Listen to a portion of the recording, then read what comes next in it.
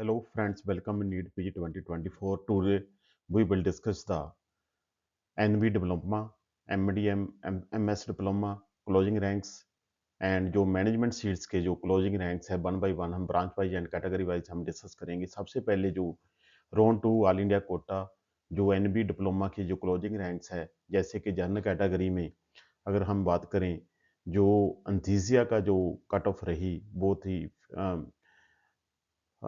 53,453। OBC category में जो इंतीजिया की था 54,557 एंड ईडब्ल्यूएस कैटेगरी में 68,407, एससी कैटेगरी में 76,043, एसटी कैटेगरी में 1,27,993 जो इसकी जो क्लोजिंग रैंक रहा राउंड टू में।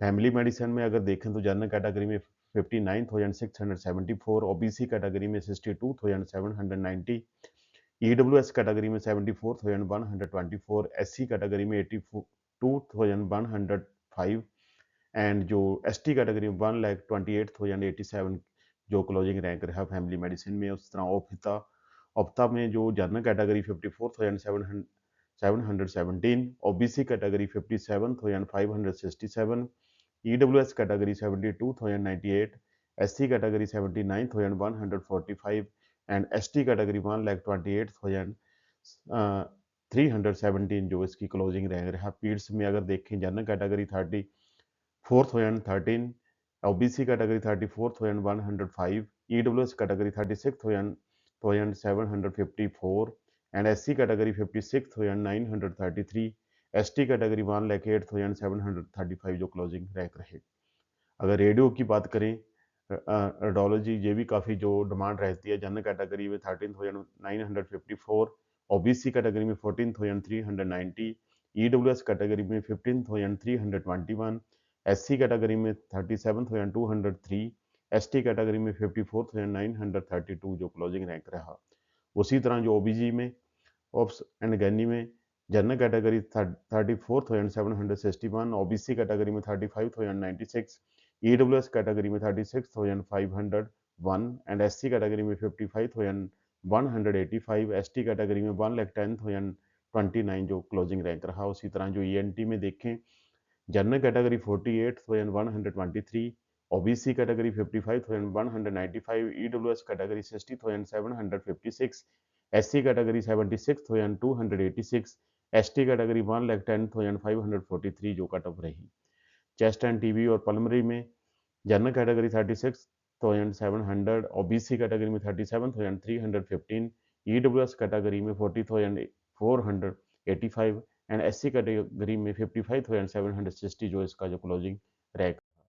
जो एमडी और एमएस में जो डिप्लोमा है उसमें जनरल कैटेगरी में अगर बात करें, डर्मा की जो कट ऑफ रही वो रही 4,728, गायनी में जो 20,856, रेडियो में 7,444 एंड एंथीसिया में 30,605, ऑप्था में 37,708 एंड ऑर्थो में जे 21,647 जो इसका क्लोजिंग रैंक रहा। ओबीसी कैटेगरी में डर्मा 4,507, गैनी 27,839, जो एंथीसिया 40,525, ऑप्थर 42,086 एंड ऑर्थो 27,175 जो क्लोजिंग रैंक रहा।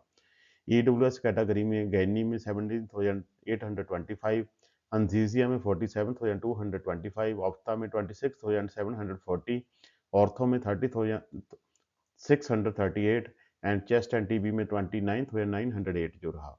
एससी कैटेगरी में डर्मा में 26,818, गैनी में 40,203, रेडियो में 24,359 एंड एंथीसिया में 64,137 एंड ऑप्था में 61,962, ऑर्थो में 36,618, चेस्ट एंड टीबी में 45,991। एसटी कैटेगरी में जो गैनी में 97,413, एंथीसिया में 1,05,430, ऑप्था में 1,14,223 एंड ऑर्थो में 79,668 जो रहा।